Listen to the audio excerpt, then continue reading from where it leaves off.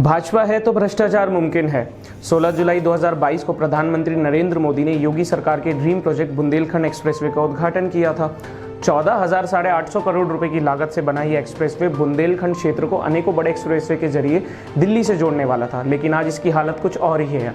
Bundelkhand expressway की गुणवत्ता की पोल मात्र 5 दिन में ही खुल गई। पीएम नरेंद्र मोदी के उद्घाटन करने के महज 5 दिन बाद पहली बारिश में एक्सप्रेसवे की सड़क कई जगह से धंस गई व सड़क में करीब 1 से 2 फीट गहरे गड्ढे भी हो गए। इस प्रोजेक्ट को मार्च 2023 तक पूरा होना था, लेकिन भाजपा ने झूठी वाहवाही लूटने के लिए इसे तय समय से 8 महीने पहले बनाकर चालू कर दिया। जरा सी बारिश होने पर भाजपाई भ्रष्टाचार उफान मारने लगता है। यह घटना दर्शाती है कि मोदी जी के शासन में भ्रष्टाचार की जड़ें इतनी गहरी हो चुकी है, मानो सब कुछ माफिया के हवाले चल रहा है।